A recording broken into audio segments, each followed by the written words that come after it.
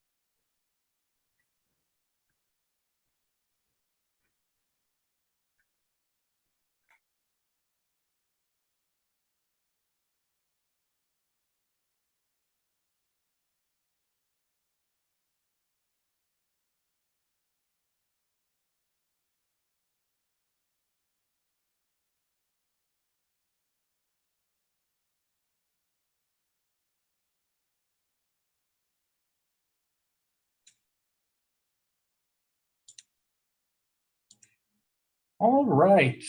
Good afternoon, everybody. Thank you for taking the time to join our second webinar of the year, Effective Second Chance Programs, Best Practices in 2022.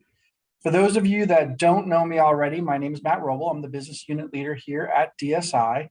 For those of you that do know me, it's great to see you and talk to everyone again. It's a little bit, if you're old like me, you may remember the show Romper Room. It's kind of like looking in the mirror.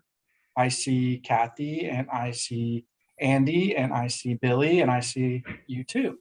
So just a couple of quick housekeeping items before we get going today. One, it looks like everybody is on mute. So if you could just double check your settings, just make sure you're on mute. Let's just keep the noise distractions to a minimum. The second one, if you have any questions as we go through today, please add them into the chat function of the Zoom.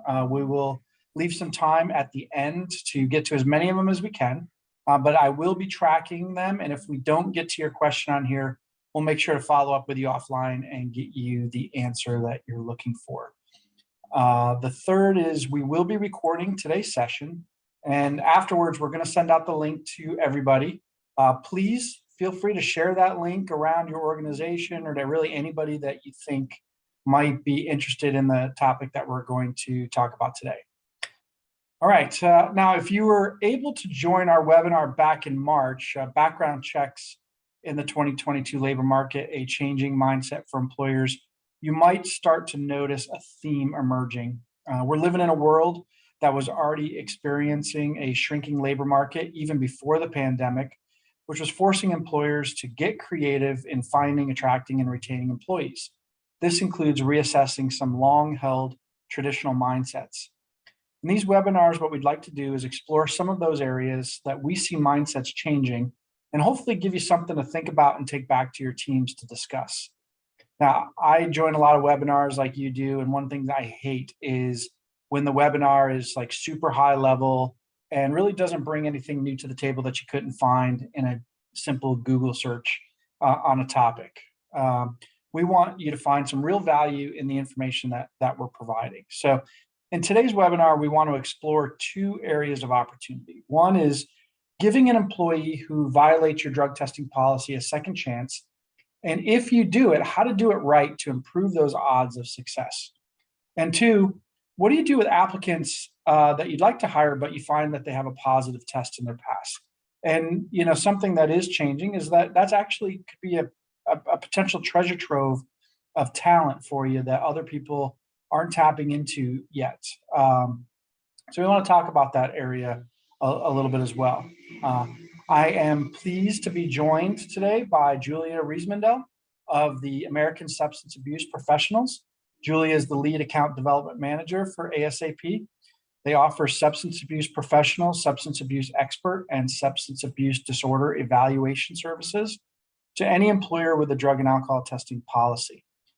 ASAP specializes in working with companies regulated by the Department of Transportation, the Nuclear Regulatory Commission, state mandated programs, collective bargaining agreements, and company policies that offer self-referral and second chance programs. Their services include substance use evaluations, case management, follow-up testing management, aftercare monitoring, employee awareness training, and audit support. ASAP services protect the public and workplace safety while promoting treatment and recovery. Their success rate in returning employees back to work drug-free is a whopping 85%. Julia started working at ASAP in December of 2014 as an account manager. Julia has worked closely with client companies in each of the DOT transportation modes, non-regulated client companies, and the nuclear industry to create and implement drug-free workplace programs. Julia has collaborated on and facilitated numerous presentations about reasonable suspicion testing, emerging drugs, problems in drug testing, and the DOT SAP process. Julia has presented for employee assistance programs, third-party administrators, and client companies which fall under the FMCSA, FRA, PHMSA, FTA, the US Coast Guard, and the FAA. Now, on a personal note, I've known and worked with the team at ASAP for close to 2 decades now, and I tell you, their services are absolutely fantastic. I'm pleased to have recently brought them in as our preferred partner to assist our clients in these areas. And with that, I'm going to shut up now and let Julia do some talking. Thanks, Matt. I'm really excited to be a part of this presentation today and for our partnership with DSI. I'm going to jump off camera and share our presentation. As Matt said, we are very excited to present on this. We're seeing a lot of clients ask questions about second chance policies and bringing employees back to work. So please feel free to share your questions, your thoughts, and your comments in the Q&A, and we will look forward to addressing those.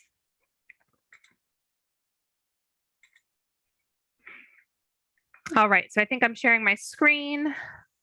Jump to the next page here. So Matt was so kind as to give a little bit of background about ASAP, just some kind of additional information about our organization. We actually started as an EAP business. Our founder, Dr. Morrison, started as an EAP business, and once the DOT regulations were put into place, he sold that portion of the EAP business to focus solely on the DOT regulations and that Part 40 requirement for the SAP piece. We're headquartered out of Maryland, and we partner with clients, both regulated and non-regulated, to provide assistance with both SAP services as well as substance use services for companies that have drug-free workplace policies. So on our agenda today, we're going to talk a little bit about where we are in 2022. There have been a lot of changes over the past couple years. We'll talk about some last year's statistics, when an employee is in violation, what are the impact and requirements, both from an employee perspective as well as an employer perspective. We'll talk a little bit about what is contingency management and the benefits of it, second chance programs and the success rates. We'll touch a little bit on self-referrals as well as management referrals and what those look like. And then lastly, we'll talk about the partnership that ASAP has with DSI and how that partnership can help support you all. Then, as Matt said, we'll be looking at any questions and answers as well as comments and feedback. So some 2022 climate and statistics. As we all know, there is a nationwide labor shortage. Companies are struggling to hire as well as find good employees. The pandemic has caused a domino effect, and we're all experiencing delays in supply chain. The American Trucking Association estimates that the 2021 driver shortage capped at 80,000 drivers. According to experts, if this current trend continues, the trucking industry could need more than 160,000 drivers by 2030, combined with the pandemic and the supply chain. Trucking companies are looking at different ways to retain their drivers and provide a better overall experience to help keep the industry afloat. Companies are looking at ways to help with retention as well as recruitment efforts. Many companies are shifting their policies to consider offering a second chance to drivers who have had DOT drug or alcohol violations to retain good, hardworking employees. We all know good employees can be hard to come by, especially during the pandemic. So 2021 statistics, there are thousands of eligible drivers waiting to be offered a second chance. Employers and prospective employers can tap into this driver base by considering offering a second chance and shifting their policy to offer another opportunity to these drivers. These drivers have successfully completed the DOT return to duty process and just need an employer or prospective employer to administer that DOT return to duty test, as well as complete the follow-up testing for a period of 1 to 5 years. These are drivers who have invested in their careers and their livelihood and are really eager to get back on the road. Some FMCSA Clearinghouse December 2021 statistics show that there are 13,000 drivers eligible for a return to duty test and over 21,000 with a negative return to duty test.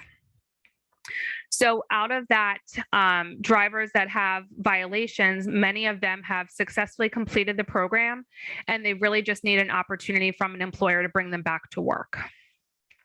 So we're seeing clients really shift their policies to allow employees to be successful and maintain their sobriety. What an employer or prospective employer would really just need to do is ensure that they've successfully completed the process, run that query in the clearinghouse, and then administer that return to duty test to bring someone back to work.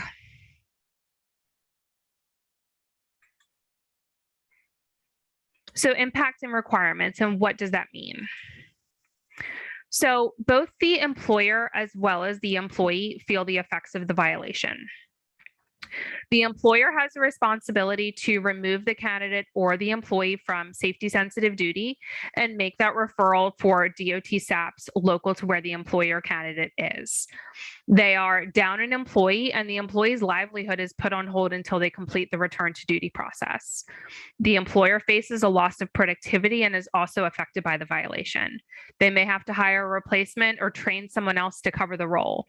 There are costs involved with recruiting, hiring, and training, as all employers know. The cost to replace a skilled employee is at minimum 1/3 of their annual earnings. There's a domino effect that trickles down. We get calls from clients, oftentimes very small, who are really impacted by being down a driver. Sometimes the owner of the company has to step in and assume that role as driver to help kind of offload some of the costs because their company is so affected by someone being out of work and needing to complete a return to duty process. They're very eager to get their employee back to work, and time is really of the essence. From an employee perspective, they have a loss of their livelihood. For a lot of drivers that we see coming through the return to duty process, driving is what they know and what they love. They've maybe had their CDL for, years or decades, and they are very eager to get back to work. Many drivers completing the process, they want to be making money. They want to get back into their normal routine. There's a shift from, driving every day, being on the road, that routine, to being out of work and often without pay. Their morale is also affected. Many of them have to, provide for their families or support themselves. And oftentimes they'll have to find a non-DOT job in the interim to be able to make money. They want to get back to their safety sensitive roles and they want to get back to their livelihood. They just need to be offered that second chance. So what is my responsibility when an employee or a candidate is in violation? From an employer perspective, the responsibility is first off removing that candidate or employee from safety sensitive duty. Many employers we see are often unaware that the same responsibility is in place both for a candidate as well as an employee. I have that conversation probably on a weekly basis. Many clients saying, well, they were just a candidate. I don't have to give them that information. You still do. So removing them from any safety sensitive duty and making that referral. You must provide the SAP listing to both pre-employment candidates and employees with positives or refusals on any DOT drug or alcohol test. You must provide this information whether you do plan to terminate or you are considering offering that second chance. The SAP listing must be based on where the employer candidate is located at the time of the need, and you must ensure that the SAPs are qualified and up to date at the time you make the referral. So as an employer, you have to make sure that the SAP has, the qualifying credentials, they've taken their exam and training, they have their CEUs, and they're all up to date. And you can provide this information as an employer or enlist the help of a CTPA or service agent. And just to note that an employee or a candidate cannot be charged. That is the employer responsibility to provide that information at no cost. So from an employee perspective, once they receive that information that they've had the positive or refusal to test and they are in violation, it's then their responsibility to enroll in a return to duty process and complete that return to duty process. So what that looks like is the employee or candidate meets with a qualified DOT SAP for the initial evaluation. The substance abuse professional is going to perform the assessment. They're going to ask about any history with drugs or alcohol. They'll do some series of screening and assessment tools to determine what level of care is clinically appropriate. Even if the employee, walked out of the testing site, doesn't present any sort of issues with drugs or alcohol, the SAP still has to make a level of care recommendation. That could be something, like attending AA meetings or NA meetings. That can be some education, can be counseling, treatment, or a combination thereof. The level of care is based upon what is clinically appropriate. The employee is typically given, a couple different resources to go out and complete their level of care. Once they complete that, they do have a follow-up evaluation to determine eligibility for return to duty testing. Any current or future employer will send the employee in for the return to duty testing. Return to duty testing is done under direct observation, and then the employee or the candidate is subject to follow-up testing for a period of 1 to 5 years, and that is determined by the SAP, but that is the employer's responsibility to complete those tests. So what is contingency management and what does it mean? So as I mentioned before, an employee's livelihood is really on hold when they've had a violation.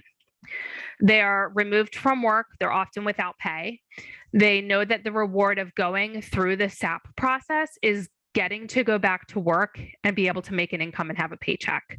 The reward for staying on track and sober is their job and that financial recognition. They're incentivized to go back to work. The follow-up testing and monitoring of aftercare, if they're given aftercare, provides additional support to keep the employee on track and maintaining their sobriety. They know that they're going to be monitored and tested once they're back to work, and they don't want to jeopardize their success. They've invested in the SAP process, and they've spent the time going through the process, and they've put in the hard work. They want to make sure that they're not jeopardizing their career or their success, and they want to maintain that.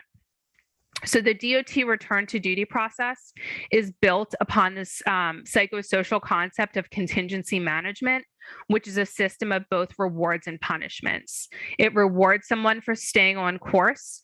Their employment and their financial recognition is that reward, and the punishment is the loss of financial productivity.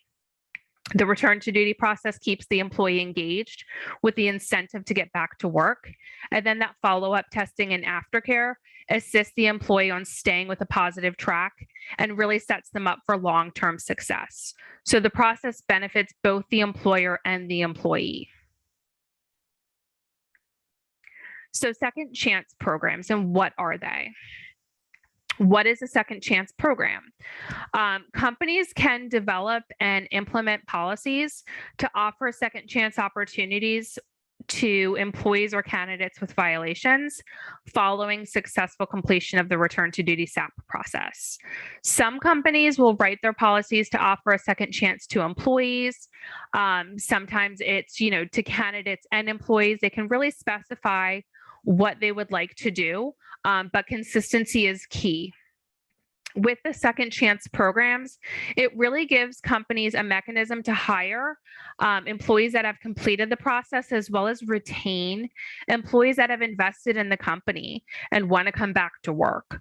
Oftentimes, we see that when someone is offered a second chance, they enroll in the SAP process very quickly and are very eager to get back to work if they know that they're being given an opportunity to come back. For companies that we see that are offering a second chance, always verify that the employee has completed the process with a DOT qualified SAP when you are offering a second chance opportunity. Someone that's just going to treatment directly or enrolling in some sort of counseling or drug and alcohol assistance program is not meeting the regulations for a DOT return to duty process. So the second chance opportunity really gives employees a chance to come back to work and allows employers to retain valuable employees that they've invested in. What are the benefits of these second chance programs? We're seeing decrease in workplace accidents and workers' compensation claims. There's accountability in place with the SAP process and monitoring of follow-up testing and aftercare recommendations. It helps guard against costly liability exposures for clients, protects productivity. Employees want to get back to work and are invested in their company and their career. With reduction of employee turnover, there isn't a need to hire if they can bring an employee back to work following completion of the SAP process. They don't have to go out and try and recruit new employees or invest in training or hiring new staff.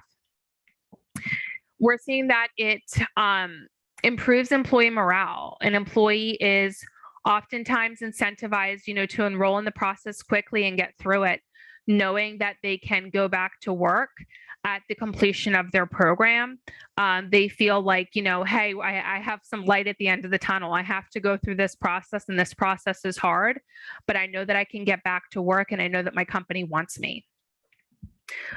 We are seeing that reduction in workplace tardiness and absenteeism to kind of couple with that employee morale piece, as well as reducing costs to recruit, hire, and train new staff. Bringing a trained employee back to work, you're cutting down on that cost to recruit and hire.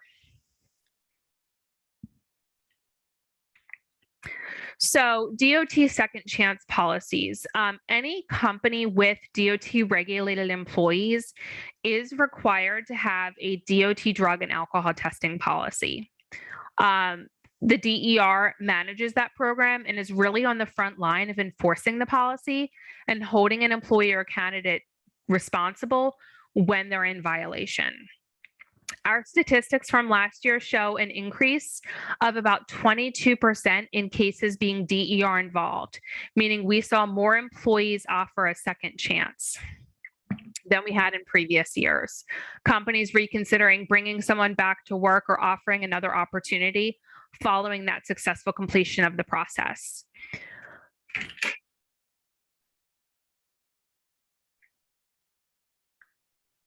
So Matt had touched a little bit on our success rates and what we have seen at ASAP, as well as from the industry overall. Employer-sponsored programs had the highest rate of completion at 49%. Only 35% of people who enrolled in an outpatient substance abuse treatment successfully completed the program. We pride ourselves on having an 85 to 86% success rate of people successfully getting through the return to duty process and back to work safely. So when someone is going through a structured process like the DOT return to duty process, they're really kind of handheld throughout the process. There's a lot of accountability in place. They have to go to that initial evaluation, go out and complete their level of care. They're monitored throughout that level of care, ensuring that they've enrolled in their treatment, enrolled in their counseling or education, depending upon, what level of care they were given, that they're actively engaged, they're attending their sessions or they're attending their treatment, they have to provide that documentation of what they've done before the SAP is willing to see them for a follow-up evaluation. And then that follow-up evaluation, the SAP is really confirming, okay, they've complied with my recommendations. They're eligible for return to duty testing. And then once people are back to work, having that negative return to duty test, knowing, okay, I'm going to be tested at the end of this process. I need to stay on track and maintain that. So we're really proud of our 85 to 86% success rate when people are just going to treatment independently to seek help for, a substance abuse problem. Only about 1/3 of them are actually successful in completing that program, and the other 2/3, will unsuccessfully complete treatment or, disengage in the process. So what are self-referrals and management referrals, and what can they look like? Non-DOT or company policy referrals really allow employers to be proactive and enforce company safety, often allowing people to come forward and ask for help and assist with getting them help before someone has a violation. So these types of programs allow employers to be proactive before, a workplace accident may occur or someone has a violation. Although an employee may still be subject to disciplinary action, there is a financial benefit to the employer of retaining the employee and providing an opportunity and financial viability as well. Programs are available for DOT and non-DOT employers with the same nationwide network, the same case management, as well as monitoring to ensure that employees are getting safely through this process and back to work. The employee is still incentivized to get back to work and earn a paycheck. The employer has the benefit of retaining the employee, not needing to train another person or hire a new person. And programs are in place that often mirror the DOT process. So they're having an evaluation with a SAP. They're still being given a level of care, be that education, counseling, or treatment, and then still doing a follow-up evaluation. And that SAP can still make follow-up testing, follow-up testing recommendations as well as aftercare recommendations if clinically appropriate or applicable.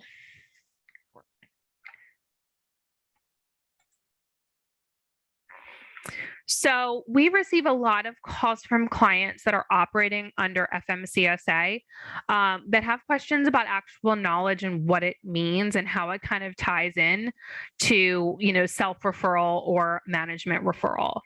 FMCSA has very specific language about self-admission or self-disclosure and what that looks like. So an employer has to have an established policy surrounding self-identification. The driver does not self-identify in order to avoid the testing requirements, and the driver makes admission prior to performing safety-sensitive function. The driver's not on duty. Self-admission for FMCSA. With that, so if a company has a policy in place surrounding self-referrals, the process would look like non-DOT company policy referrals, as long as the employee didn't come forward saying that they, needed help after they were sent in for a random test, or that they were trying to circumvent a test or they're on duty. Employees who admit to alcohol misuse or controlled substance use are not subject to the referral, evaluation, and treatment requirements of this Part 40 requirement, provided that. So a little bit about our partnership with DSI, what that looks like for you all, and some services that can be offered to help support with compliance. So as I touched on earlier, we do have a partnership with DSI to help provide both SAP services as well as substance use disorder services to all DSI clients. For any DOT SAP case with that DSI reference code of 290, we ensure that the SAP list is documented based on where the caller is located at the time of their call. We do have a nationwide network of about 5,000 SAP locations, and our goal is to get employees seen quickly as we want to get them back to work. We can also assist clients with audit support, things like SAP audit interviews, SAP credentials, telephonic interviews, documentation of that SAP list. If a DER would like to bring an employee or a candidate back to work, our case managers can provide updates during the process to notify a DER of their progress. So what that typically looks like is a notification by email of the appointment time with the SAP, notification of level of care recommendations so that the DER has a rough estimate in terms of time frame in the process and what to expect. We're often seeing clients that, this might be the first time that this has happened.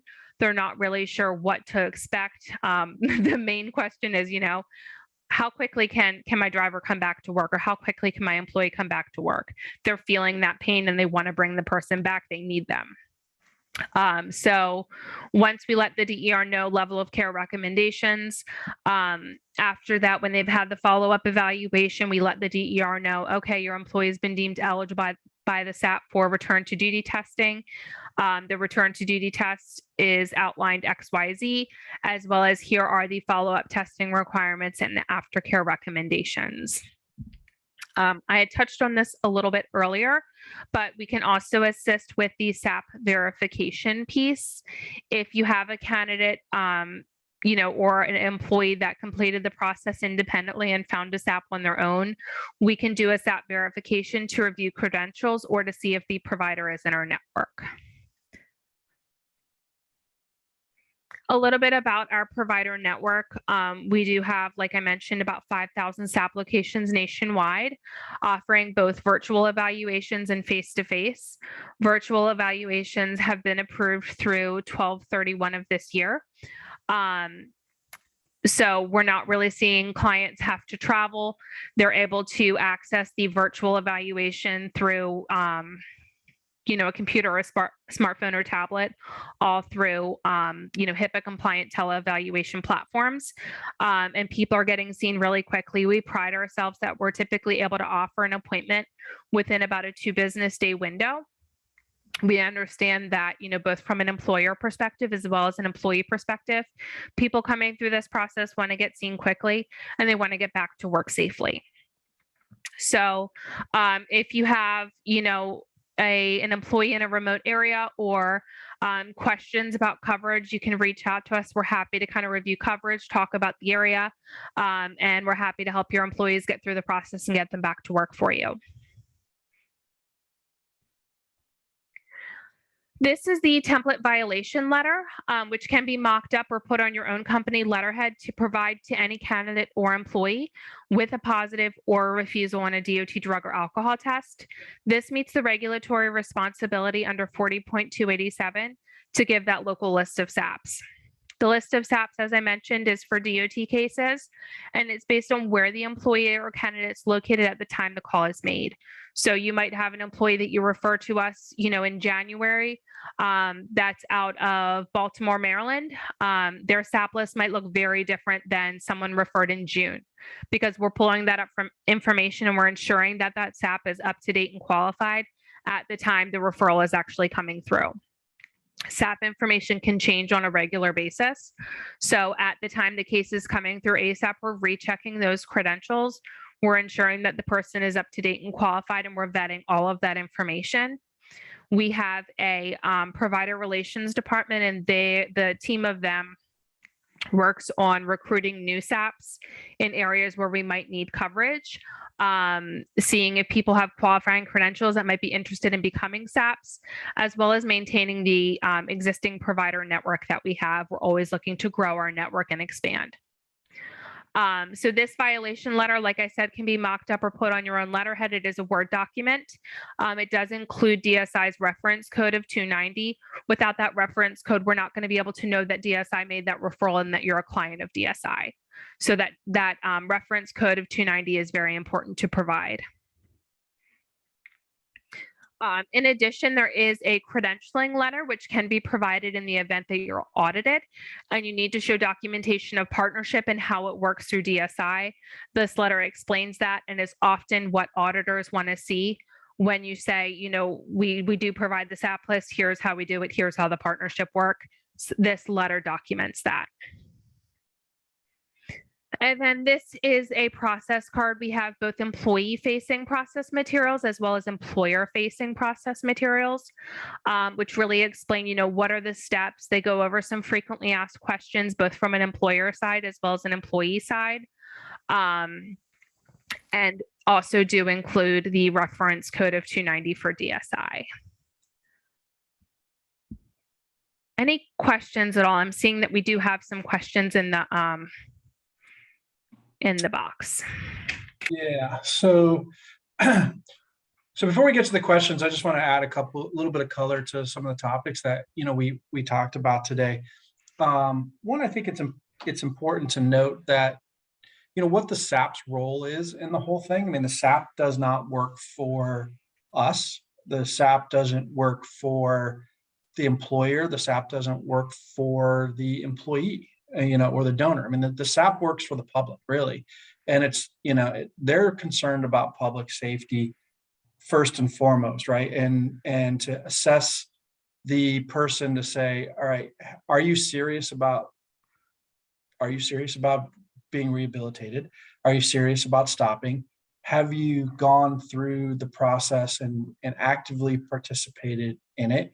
And do I think that there's a high likelihood that as soon as you go back to work and you get back into the stresses of day-to-day job and everything that goes, you're just going to fall back into your practice. If they don't feel like that, they're not going to put them, they're not going to clear them to go back, right, Julia? Correct. The SAP's goal is not to get the employee back to work as quickly as possible. It's to make sure that they're getting back to work as safely as possible.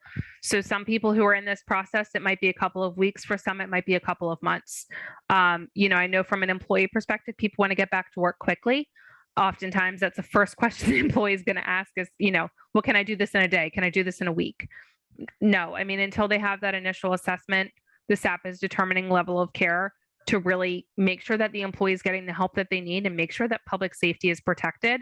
The SAP's client is public safety, and their goal is to make sure that public and workplace safety is protected. So they're not going to rush an employee back to work if they have a concern that the employee, may relapse or maybe isn't getting the help that they really need. Yeah, absolutely. And even when they come back to work, right? I mean, the part of the purpose of the regs is to keep your arms tight around them, right? To not only make sure they're continuously supported, but also that they're continuously monitored. Correct. For a period of time based on the severity of their issue, correct? Correct. So the follow-up testing recommendations should really match level of care. For example, if someone's coming through the process that doesn't have any sort of major history with drugs or alcohol and receives education, oftentimes you might see 1-2 years of follow-up testing. The SAP at a minimum has to give 6 tests in year 1 following return to duty. So that would be the bare minimum that a SAP could give.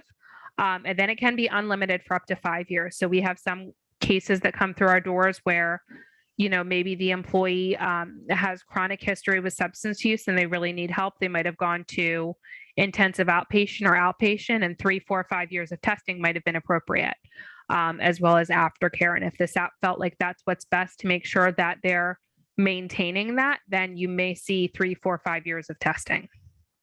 Sure. Now, do you find, so one of the questions, I see one of the questions come through, but I'm going to rephrase it a little bit. Do you see that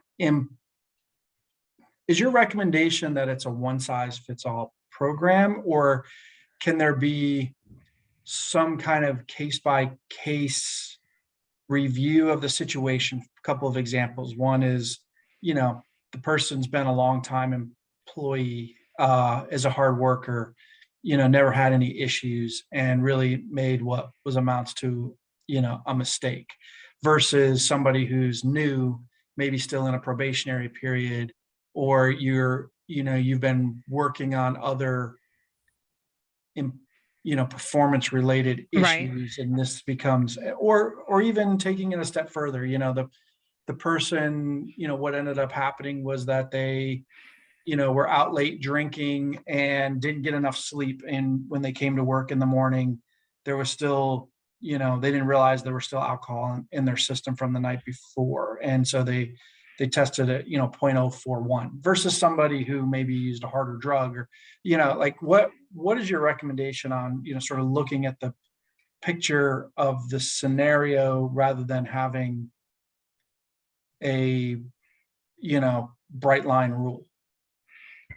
So I recommend that, your policy documents what opportunity you are going to give when, and that if you are relying on other pieces, i.e., performance issues or other things at play, that you rely on those.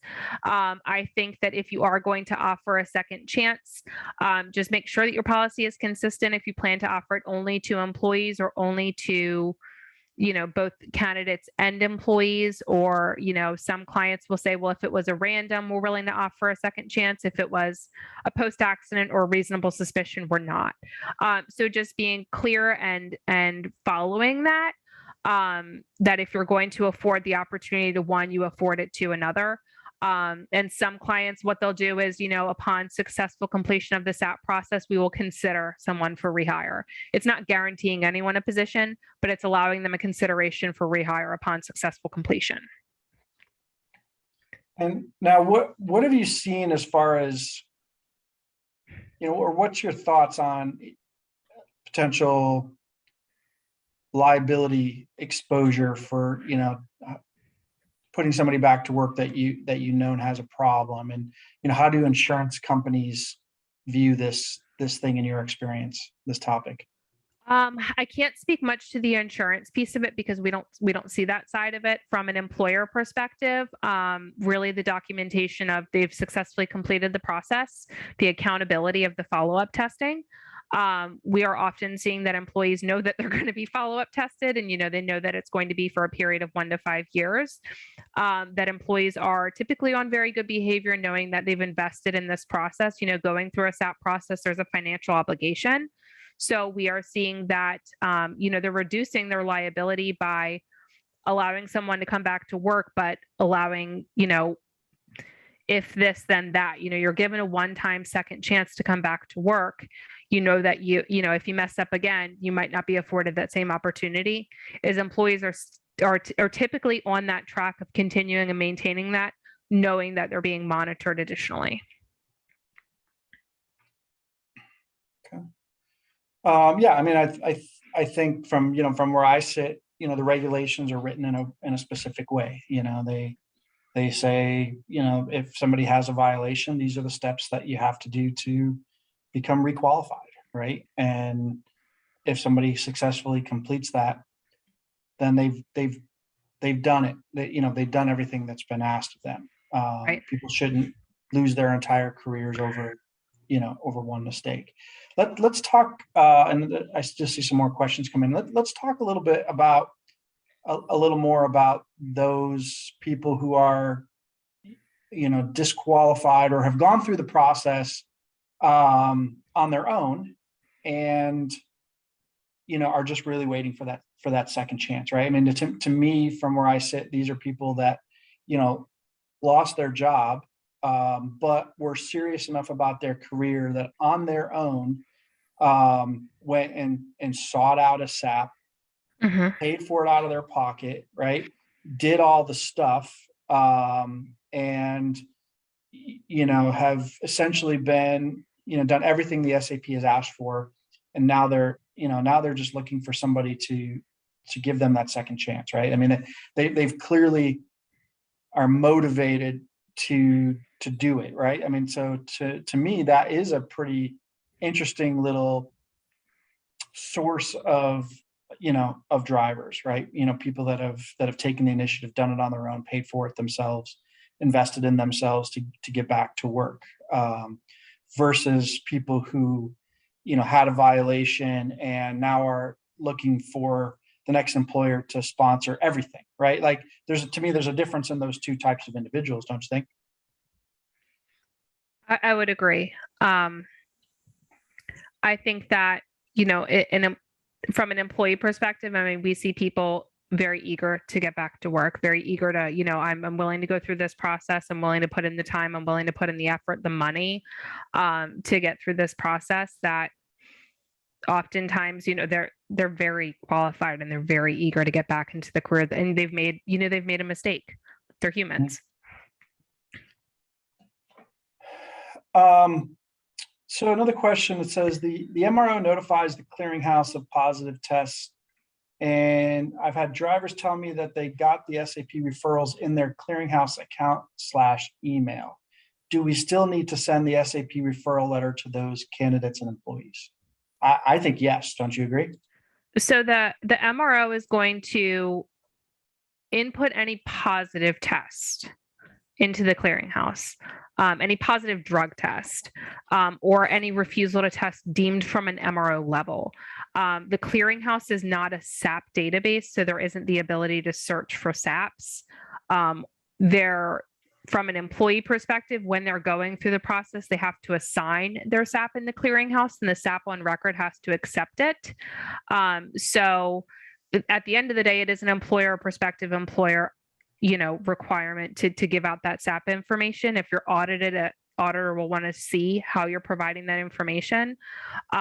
I have heard, some MROs may say call XYZ, but yes, from an employer side, you still should be giving that letter and documenting that you provided that letter to candidates or employees, whether that's, by certified mail or by email, you're still giving that information. Well, here's a good question. Good questions, people. Keep them coming. We'll get to as many as we can here in the next few minutes. So when a candidate has an open violation, but a negative return to duty result from a different employer, but has only completed part of the follow-up testing plan, how do we confirm how many follow-up tests the driver completed while with their former employer, unless the company discloses the amount completed on a VOE? How are we to verify the amount and the results of the follow-up tests? The previous employer would have to give that information. And let's say they're given 3 years of follow-up testing and the driver stayed with that company for only one of the years. It would be the former employer's responsibility to provide how many tests they've given and confirm that they were all negative results. And then that next employer would be responsible for picking up the remainder and then inputting that final test date completion into the clearinghouse if we're talking about an FMCSA case. Okay. So, really it's, they contact the former employers, they try to get that information verified. If they can't, then you put it back on the employee to get in touch with that employer and say, hey, can you give that information up so I can, I have somebody who wants to work with me, right? You engage the donor to help you get some of that information. Wow, there's a lot of questions coming in here. All right. Good. If the employer is responsible to provide a list of SAPs and the company policy is to dismiss a person with a failure, does the now former employer have to provide the list? So I'll take that one. So the company with which the person had the violation is the one responsible for providing the list. I mean, it's not a list. It's providing the information and access, right? So simply providing them the form that we showed on the screen a little while ago that says, here's a number that you can call to start the process is sufficient, right? You've done your part. You don't have to find them a specific person in a specific area. You just need to give them the documentation that says, I've advised you of what your requirements are and given you a resource to get the process started. So I hope that answers that question. Yeah, and whether just to tack on to what Matt was saying, whether the employer kind of ever chooses to call in or not, by giving them that document, you've assumed your responsibility in removing them from any safety sensitive duty.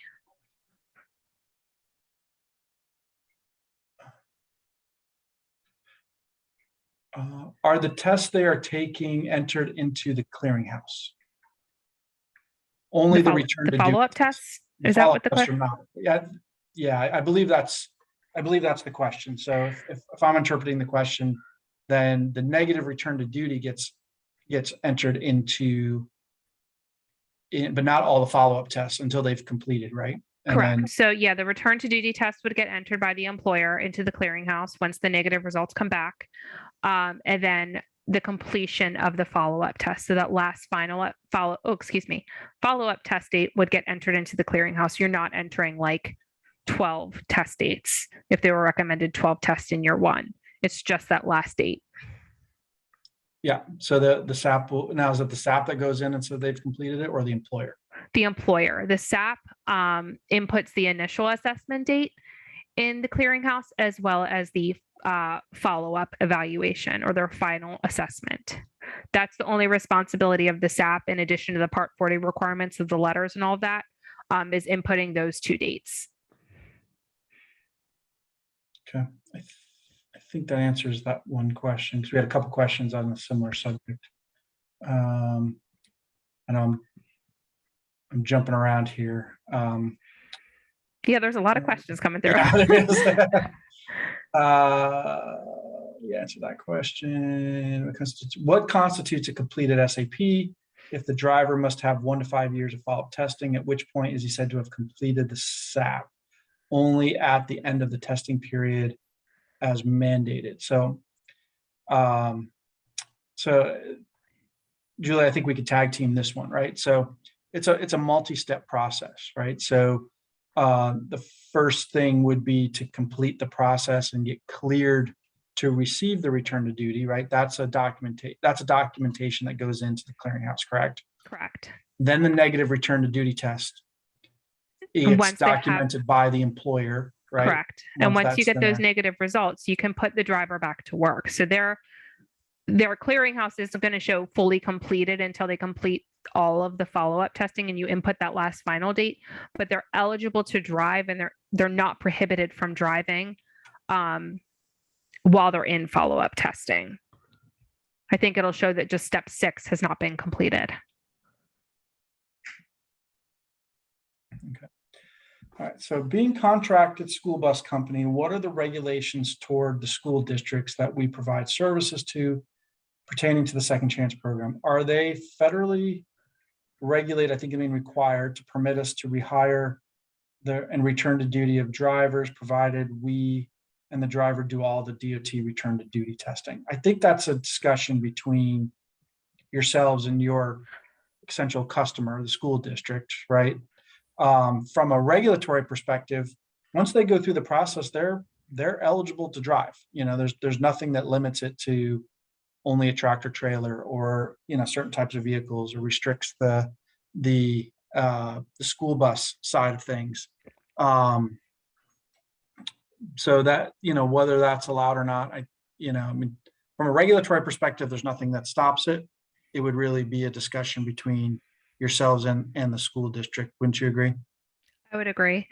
I've heard some clients mention, you know, per the school district, we need to follow XYZ policy.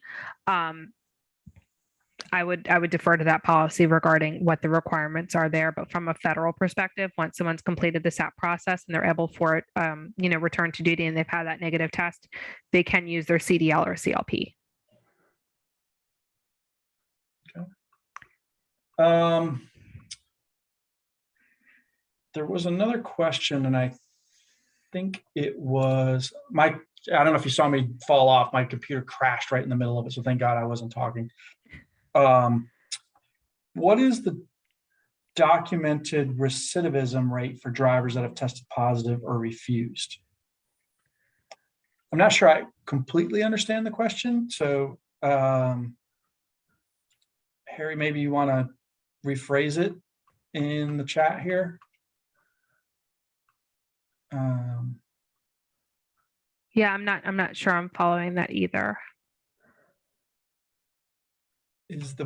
We'll go to another question and see if we get a clear question. Is the violation letter to the employee mandatory, or can my file simply contain all correspondence?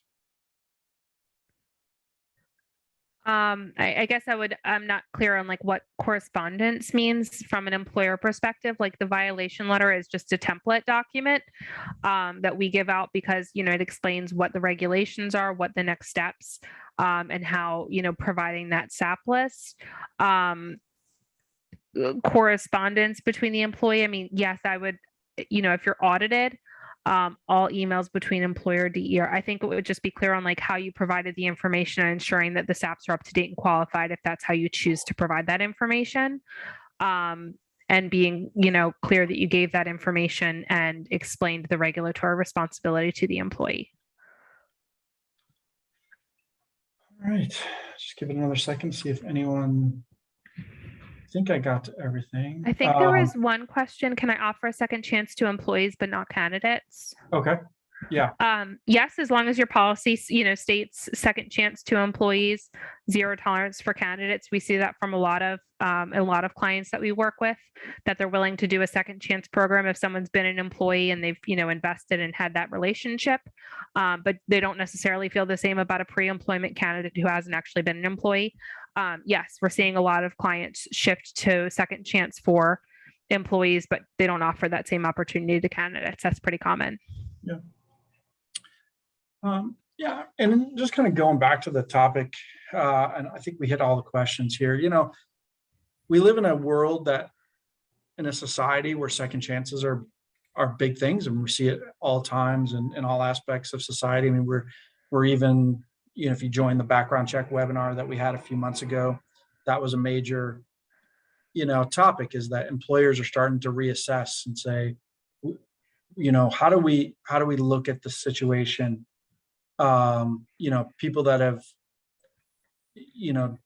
basically served their debt, right? And have done things with their life to show that they're serious about it, should be given a second chance. And, society in general seems to be, pretty forgiving and even encouraging of it, of businesses. Businesses actually use that as a PR tool. Trucking, sort of by definition, is a pretty forgiving industry. I know I used to run a truck driver training school, and we had lots of students that came through that had, something in their background that, prevented them from getting jobs. And, by going and getting their CDL license, we were always able to find them a place to work, and, allow them to have a career and start to put their life back together again. So, I think it's, from an employee perspective, we want to be humans as well. And, when, somebody makes a mistake and their employer is willing to stick by them and help them and give them that sort of carrot at the end of, if you go and you get, you go and you get help and you do the things that you want to, we'll either be willing to consider bringing you back, or we will bring you back. Gives them something to strive for, right? Versus letting them go and there's a chance that they now have lost their job, they've lost their income, who knows what other, issues that creates in their life, and there's a potential for them to really spiral, right? So there's that sort of human element to it. Don't you agree? Definitely. We see people, constantly say, well, what am I going to do at the end of this process? Or how am I going to find a job? I've invested in going through this process and I just want to get back to work. I just want to be given a chance. But then the daunting task of, finding a job at the end of this, when you've been out of work, will I get hired? Will someone want to consider me? Is a real conversation that, a lot of callers are asking us. Yeah. All right. So we do have some clarification on that question. We got 2 minutes to go. Says, I realize the DNA clearinghouse is only 2.5 years old, but is there data to show that drivers that test positive once or refuse never show up a second time, right? That's that recidivism. Like folks with DUIs, for example, show up second time in many cases, just like criminal inmates often show up a second time and don't learn from their mistakes. What about the drivers in the clearinghouse? And then there's another question that's very similar. Are there documented studies to determine the percentage of these employees who are offered second chances have repeat offenses? I don't know that the clearinghouse, I'd have to check the clearinghouse about statistics. I don't know that they provide that documentation, but I can double check and circle back. Right. I mean, I have not seen any, I haven't seen any formal studies that say, people that have gone through the process and gotten a second chance don't. I mean, I have a lot of anecdotal, and a lot of experience, and I've heard lots of stories, and I know that the success rate of doing it right and the case management piece of it that we're talking about today, stack the odds in your favor, but somebody will do a study. Again, the data is pretty new because, as Harry points out, the clearinghouse is only a couple of years old, so there isn't a lot of data on there. I just know, working in the industry for a long time, when our clients offered the second chance, we did not see a high rate of repeat offenses and them getting fired for a second positive. In the 20-something years I've been in this industry, it's companies that offered a second chance, that did it correctly, did it the right way, had a very, very high success rate. I just don't have a formal data point to point to you. Just being honest. So, all right. Any last comments, Julia? I don't. I'm just looking at questions to make sure we covered them all, because there were a lot that came in. I don't. I'd like, again, thank you to the DSI team for allowing us to join this webinar series. We're really excited. We find this topic to be, very relevant and something that we're getting a lot of questions about. So really excited to be a part of this, and really excited for what's to come. Awesome. So thank you, everybody, for I think we did answer the school bus question a couple minutes ago. That just popped back up there. That's, from a regulatory perspective, there's nothing that stops you from putting the person back to work. It's really a discussion between yourselves as a school bus company and the school district. But I want to thank everybody for coming. We will be sending out the recording, a copy of this deck, as well as copies of all those forms, those examples that we showed you in the flyers for you to utilize, in your business, whichever direction you decide to go. Certainly, please reach out to us here at DSI for any other questions that pop up, or wanted to discuss this a little bit further. We will be having another webinar sometime in the third quarter, topic to be announced. And hopefully we see you all there. And we thank you again for coming, and we thank you again for your business. Have a great day, everybody. Thank you.